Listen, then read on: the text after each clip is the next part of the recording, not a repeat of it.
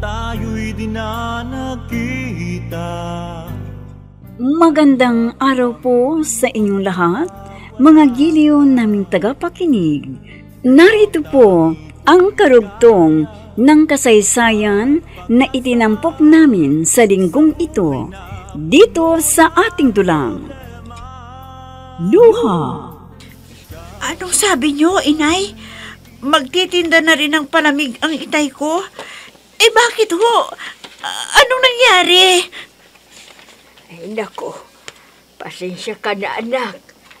At natanggal kasi sa trabaho ang itay mo, eh. Ano ho? Tamang narinig mo, anak.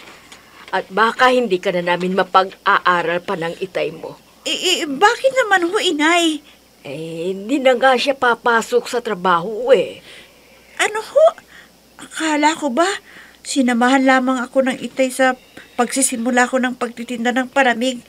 Pero, magtatrabaho pa rin siya. Yun sana ang plano namin ng itay mo.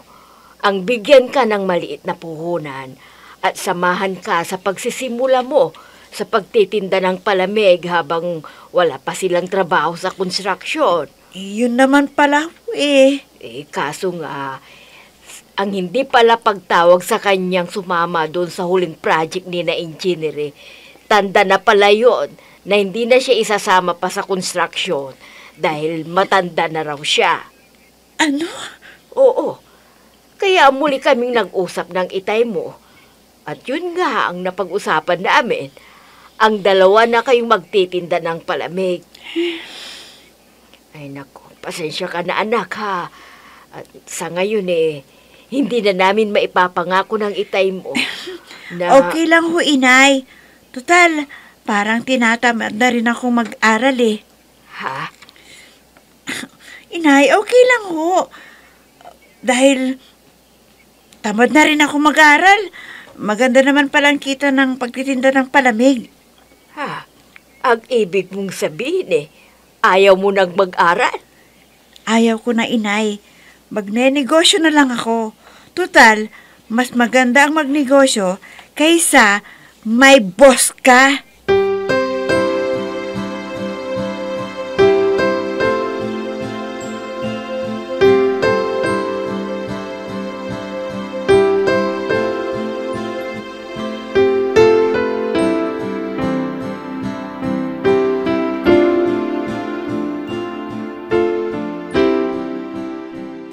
Saan ba tayo pupunta? Oras pa ng trabaho sa pisina, pare. Ako nang bahala sa'yo. Ano yung ikaw ang bahala? Mamaya, biglang dumating yung... Ako sabi ang bahala. At huwag kang mainip. Malapit na tayo. Bakit nga? Saan ba talaga tayo pupunta? Andito na tayo sa plaza. Huwag mong sabihin na... Tama yung iniisip mo, pare. Doon nga tayo patutungo sa pinapwesto ni Maita. Maita? Sinong Maita? Sino pa di yung kursunada kong babae na sinasabi mong masungit? Ano? Talaga palang determinado ang ligawan siya. Hindi ba't sinabi ko na sa'yo? Kursunada ko siya at siya ang gusto kong mapapangasawa. Ano? Oo, pare. Huwag kang mag-alala. Magkakilala na kami ni Maita. At kailangan kita dadalhin doon ay para maipakilala ko siya sa'yo. At alam mo na ang dahilan kung minsan-minsan malilate ako ng pagpasok at maagang aalis sa pisina. Ano? Ako ang malilintikan nito eh. Sige na pare. Ako ang bahala sa'yo.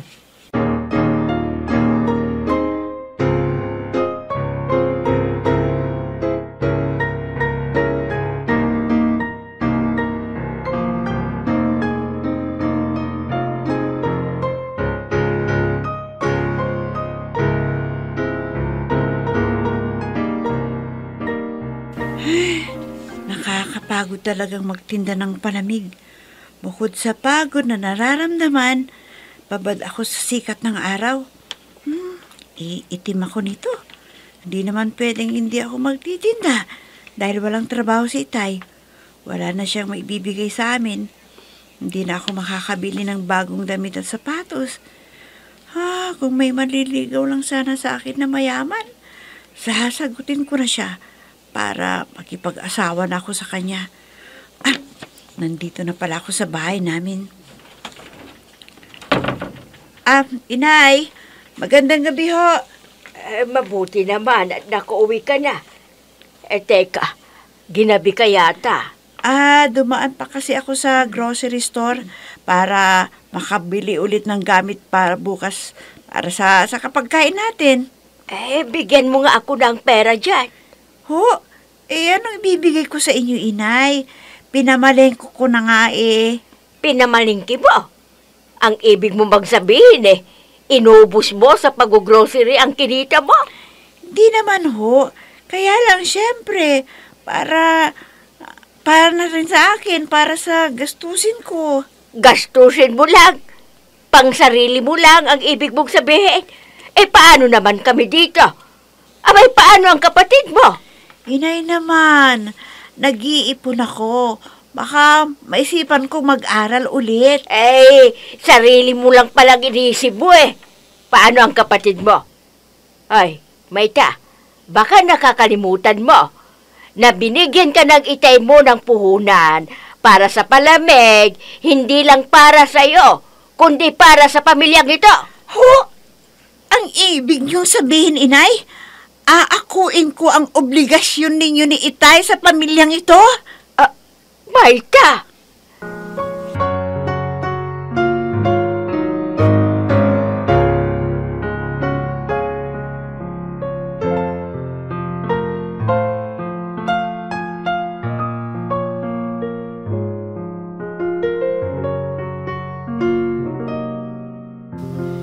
Ay, mabuti na lang at dumating si itay. Kundi, nauwi sa matinding away ang pag-uusap naming dalawa ni inay kanina. Paano naman kasi? Lahat na lang kukunin sa akin. Ako na nga bumibili ng bigas at ulam namin at iba pang kailangan sa bahay. Pati ba naman ang kapatid ko, bibigyan ko pa ng pera samantalang hindi siya tumutulong sa akin. Diretso na nga siya sa bahay paglabas ng eskwelahan. Bibigyan ko pa siya ng pera samantalang ako ang napapagod at nabababad sa init ng araw. Kung mayroon lang talagang manliligaw sa akin, kahit sino, sasagutin ko na. Mahango lamang ako sa hirap ng buhay na to. Kakainis.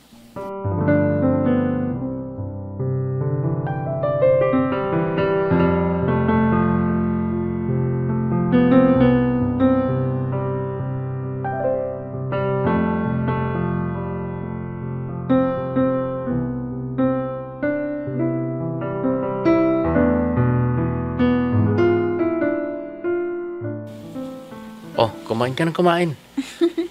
Tataba ako niyan Ano naman kung tumaba ka? Maganda ka naman kahit natataba ka Sus, nambola ka pa. Totoo ang sinasabi ko. Maganda ka kahit sang anggulo ka tignan. Totoo? Oo, totoo. Paano kung iitim pa ako? Magagandahan ka pa rin ba sa akin? Oo naman. Dahil para sa akin, ikaw ang pinakamagandang babaeng nakita ko.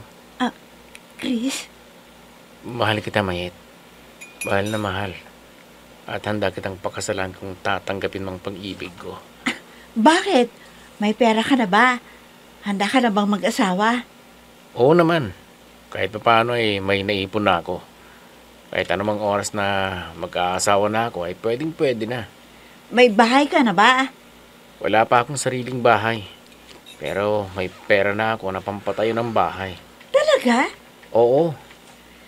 Kung sasama ko sa'yo, mabubuhay ba ako ng komportable? Oo naman. Pero teka, hindi mo pa sinasabi sa akin kung tinatanggap mo ng pag-ibig ko sa'yo Okay.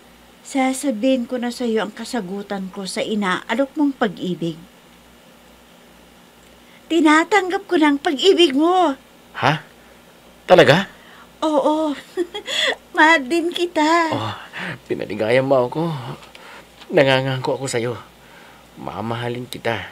At ikaw lamang ang babaeng mamahalin ko, Maita. Hindi mo pagsisisihan ang araw na ito na tinanggap mo ang pag-ibig ko.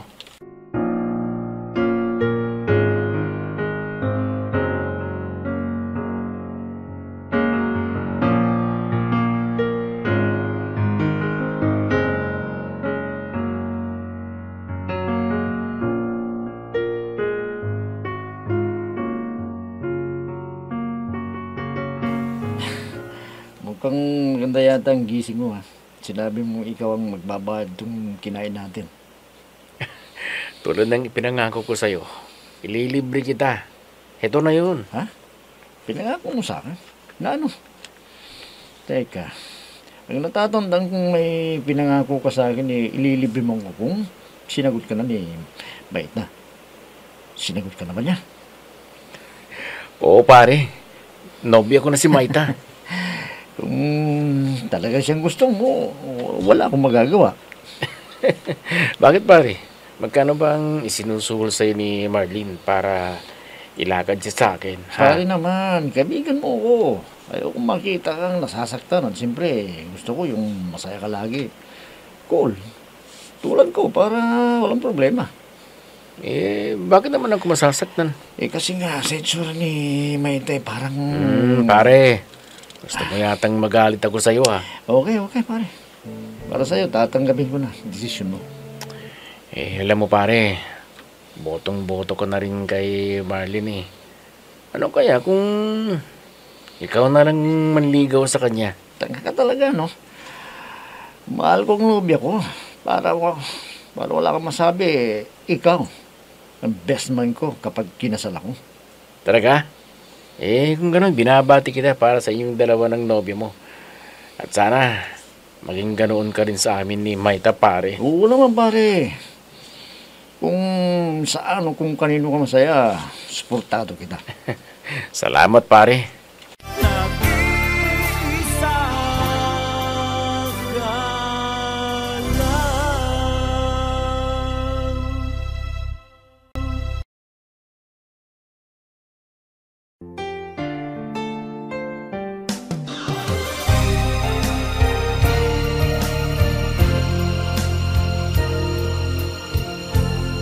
Magmula nang tayo'y di na nagkita, nadama Anong sinabi mo, anak? May nobyo ka na. Oho, meron na ho, itay. O sino? Si Chris po. Ano ba yung nauulinigan kong pinag-uusapan ninyong mag-ama ha? May salitang nobyo akong narinig ha? Ito kasing anak mo may nobyo na pala. Ha? May nobyo ng anak mo? Abay, wala pa nga siyang isang buwang nagtitinda ng palamig eh. Nagkaroon na siya kaagad ng nobyo. May katakata ka ba doon? Siyempre, dalaga yung anak mo, maganda natural lang na may mahuhulog ng loob sa kanya. Ikaw naman parang hindi mo pinagdaanan ng bagay na yan Ang akin lang ay kung mag-aasawa rin lang siya, di sa lalaki ng maghahango sa atin sa kahirapan. Ano? Ikaw talaga kung ano sinasabi mo. Hoy, huwag kang mangarap. Ha? Nang ganyan. Bahala siya kung sinong pipiliin niya. Huwag kang mangyalam. Natural lang. Dahil hindi siya mabubuhay kung wala tayo ng mga magulang niya. Kaya dapat ay obligado siya na hanguin tayo sa hirap. Hoy, Kareng. Baka nakakalimutan mo. May sariling buhay ang anak natin. Hindi niya tayo Itay, obligasyon. inay. Huwag na ho kayong magtalo. Baka kung saan mapupunta ang pagtatalong yan. Huwag na ho kayong mag-alala dahil hindi pa ako magpapakasal.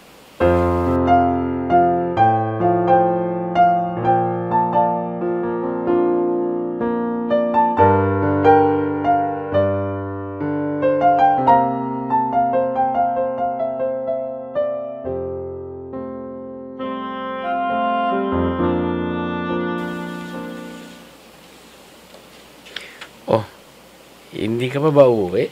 Paano ako uuwi? Hindi pa nauubos tong paninda ko. Problema ba yun? Ang mabuti pa, ilagay mo na yung mga gamit mo sa tricycle ko at ihahatid na kita sa bahay Hindi ninyo. pa nga nauubos eh. Tingnan mo, hindi pa nakakalahati sa panibagong tinimpla ko. Ayan mo na. Iuwi mo na yan sa inyo at babayaran ko. Ano? Magkano ba ang tansya mo ang kabuuan ng mapagbebentahan mo ng bagong timpla mong palamig? Mahigit ko mo lang mga 300 pesos pa yan siguro. O sige, bibilhin ko na para makauwi ka na. O ito ang 1,000 pesos. Keep the change. Chris, Ito naman kasi, kung pumayag ka na bang magpakasal sa akin eh? Eh di hindi ka na mahihirapan pang magtitinda ng palamig. Hayaan mo, pag-iisipan ko ang bagay na yan.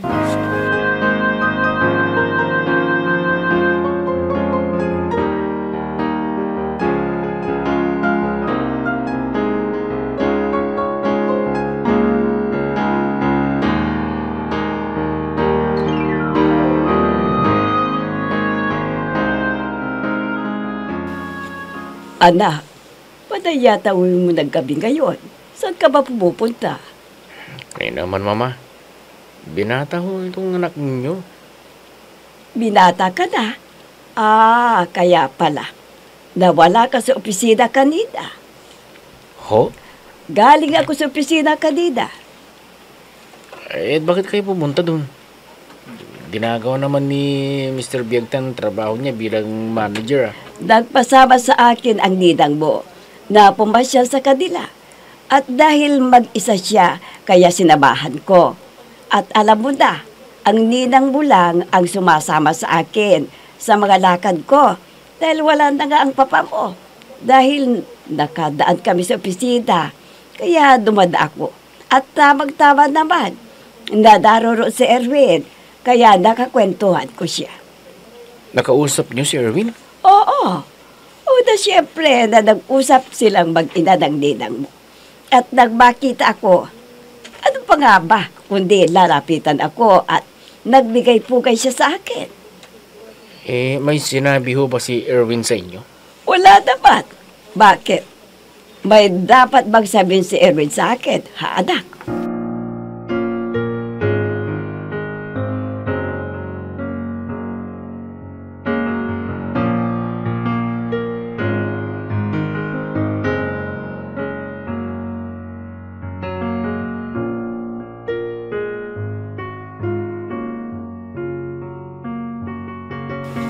Ano? Yun ba ang nobyo mo? Yung naghatid sa'yo na nakatricycle lang? Oo, ipapakilala ko sana sa inyo eh. Kaso, hindi naman kayo lumabas ng kwarto ninyo. Eh, ano ka ba naman? Para kang nauubusan ng lalaki ah. Yun ba ang sinagot mo? Bakit naman, inay? Anong masama kay Chris? Binata naman siya, inay. Eh, mapapakain ka ba nun? Abay, namamasada lang yatra ng tricycle eh. Mabubuhay ka ba doon? Mapapakain ka ba ng lalaki yun? Haya na naman kayo eh. Ang importante, may pinagkikitaan yung lalaki. Abay, dapat lang. Dahil may responsibilidad ka pa sa amin ng mga magulang mo. Anong sinabi niyo, inay? Responsibilidad ko kayo? Oh! Dahil hindi ka lalaking ganyan kung wala kaming mga magulang mo. Kaya dapat lang na akuin mo ang responsibilidad na alagaan kami ng itay mo. Eh ngayon, ikaw naman ang may kakayahan. Kaya alagaan mo kami. Inay! Nag-iisa ka lang.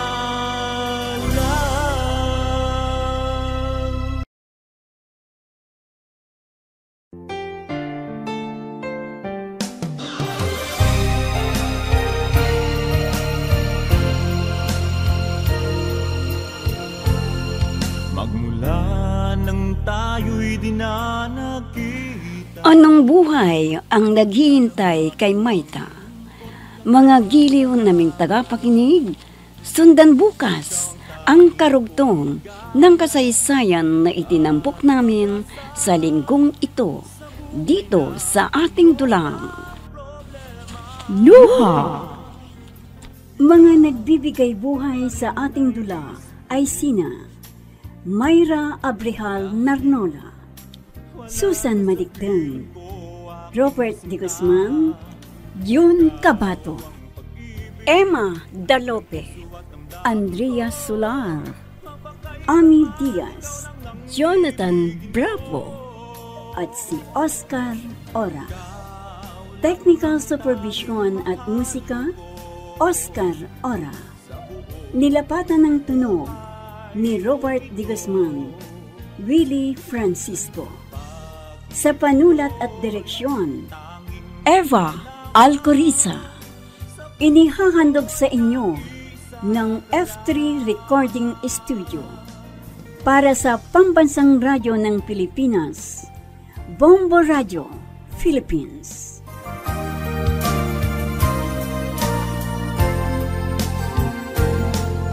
Ang naalaala nating di malilimutan, kay sarap ng ating suyuan. Lagi kong natatandaan, maligayang araw nating nagdaan.